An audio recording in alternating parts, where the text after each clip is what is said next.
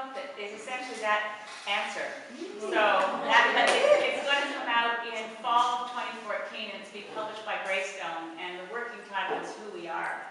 But the vision would be, in short form, we need to revive democracy so that it's healthy.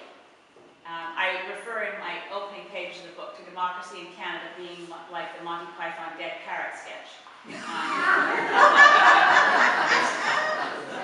we have a lunch and southern fields, they have a little perch. Anyway,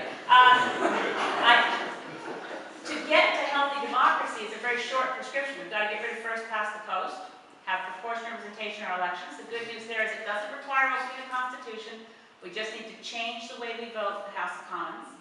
We need to remove the powers of the leaders of political parties, such as signing nomination papers for MPs and candidates, so that leaders of parties don't have any big sticks with which to beat their candidates and MPs. We have to revive the basic theories of Westminster parliamentary democracy, which is that Parliament is supreme, and that each member of Parliament represents their constituents and are not mere ciphers of their political party. So those pieces would really get democracy healthy. We'd probably abolish the Senate, but that's less important than getting the House to work properly. We need to be focused on a post-carbon economy, which means we'll probably be doing oil sands for a foreseeable future, but let's hold it at 2 million barrels of oil a day, not ramp it up as Harper wants it to go to 6 million barrels of oil a day, and process it in Canada, and shut down all our coal-fired power plants, and actually have in Canada an industrial, or at least economic renaissance around clean and new renewable energy efficiency, and a lot of other new technologies so that we move towards full employment. And we have to revise the economic theory so that all of our communities and our lives and all Canadians are not raw materials for the economy. The economy exists to support us. So it's less of a changing capitalism than recognizing that the role of an economy is to support communities. Therefore, as we were talking about earlier about the tax system, you have to be able to set the regulations, the taxes, and everything that a corporation needs to know so that their ground rules are clear so they can go forward and make money. They don't want uncertainty, but they can make money in a system of rules that actually ensure that there's high quality of life and a minimal distance between the wealthiest and the poorest. The kind of there's a whole body of evidence in a wonderful book that came out from the UK called The Spirit Level that talks about how a healthy society has very little distance between the wealthiest and the poorest.